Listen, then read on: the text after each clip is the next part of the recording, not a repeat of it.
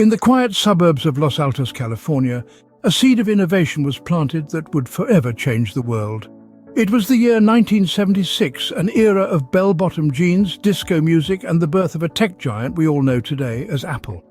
In a humble garage, three visionaries, Steve Jobs, Steve Wozniak, and Ronald Wayne, embarked on a journey to reshape the tech landscape. Jobs, the charismatic visionary, Wozniak, the mastermind engineer, and Wayne, the lesser-known but equally important third founder. Together they aspired to make technology more accessible, more personal. Their first creation was the Apple I, a personal computer unlike anything the world had seen. Hand-built by Wozniak, the machine was a testament to their innovative spirit, their relentless pursuit of simplicity and functionality. It wasn't just a product, it was a statement, a promise of what was to come. But every great journey has its share of obstacles. Money was tight, resources were scarce, yet the trio was undeterred. Jobs, in a move that was equal parts crazy and genius, sold his beloved Volkswagen van. Why, you may ask? To fund their dream, to invest in their vision. It was a sacrifice, but one that Jobs was willing to make. For him, for Wozniak, for Wayne, Apple was more than just a company. It was a belief, a conviction that they could revolutionize the world one computer at a time. In the face of adversity, they remained steadfast, driven by their passion for technology and their unwavering belief in their vision. It was this spirit, this relentless pursuit of innovation, that laid the foundation for what Apple is today. And thus, with a van sold and a dream in their hearts, the Apple story began.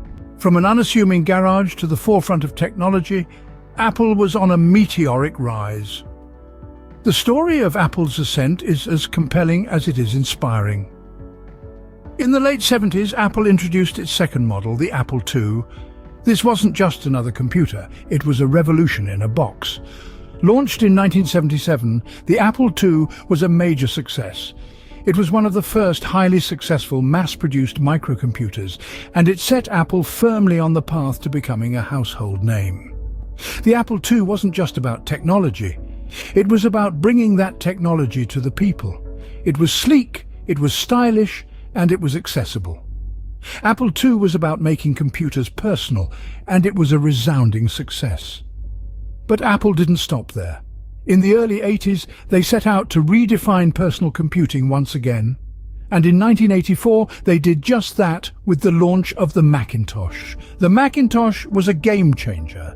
It was the first mass-market personal computer featuring a graphical user interface and a mouse. This wasn't just a computer, it was a new way of interacting with technology. It brought the power of computing out of the realm of specialists and into the hands of everyday people. It was a bold move, and it paid off.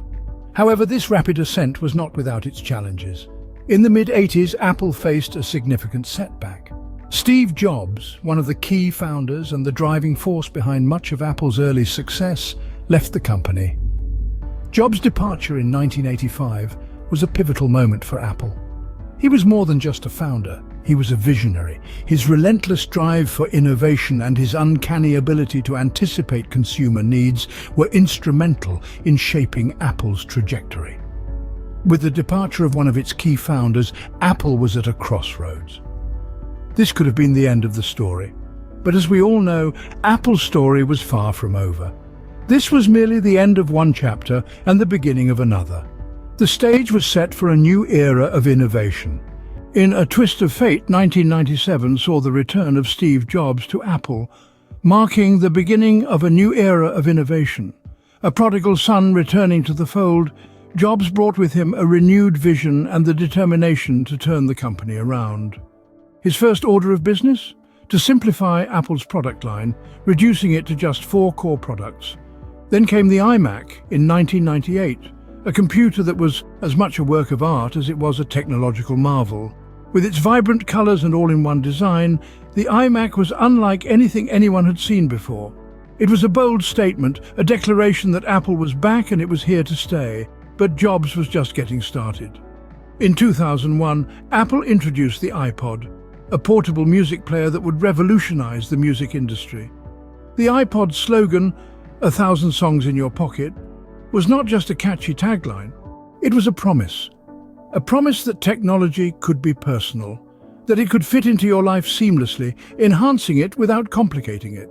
The iPod was a runaway success, but Jobs wasn't content to rest on his laurels. He had a vision of a world where technology was not just personal but also mobile.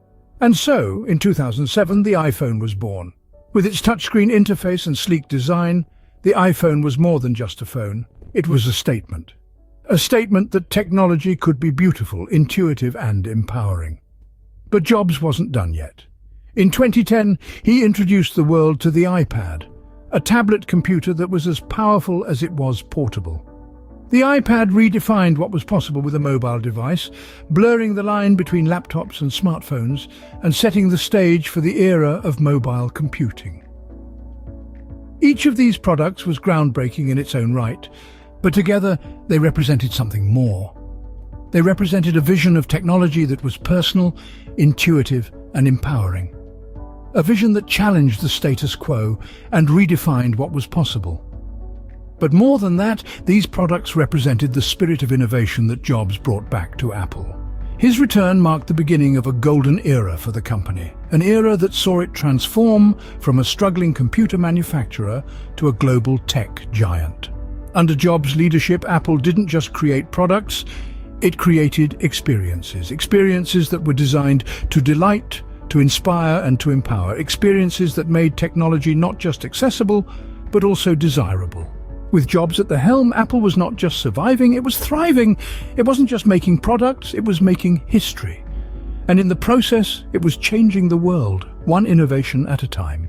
The passing of Steve Jobs in 2011 was a great loss, but his legacy continues to shape Apple. The world mourned the loss of a visionary, a man who had the audacity to think different and the drive to make it happen.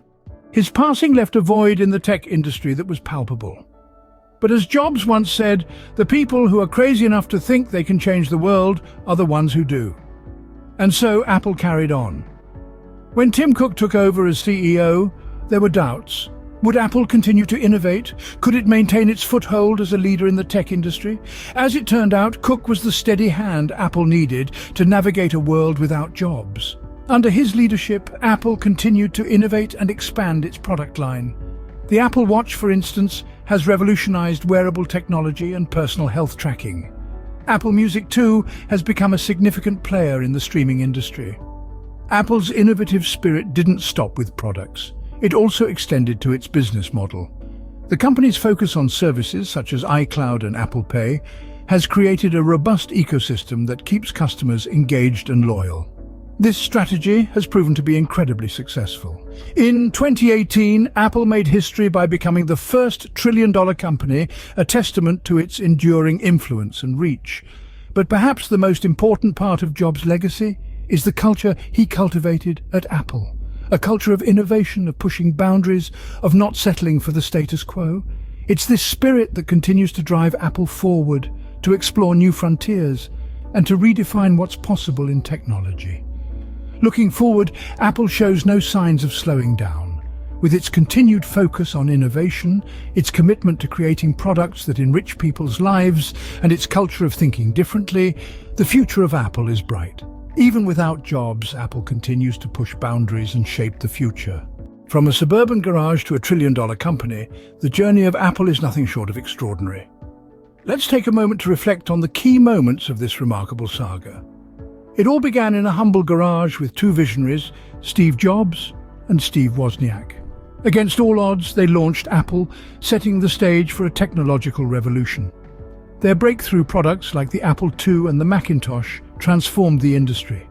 But it was the return of Steve Jobs and his era of innovation that truly put Apple on the map. The iPod, iPhone and iPad, these weren't just products, they were game changers that reshaped our lives. Despite the loss of Jobs, Apple's story didn't end. It continues to grow, innovate and inspire, a testament to the enduring vision of its co-founder. In the world of technology, Apple stands as a beacon of innovation and resilience, a testament to the power of a dream and the enduring legacy of Steve Jobs.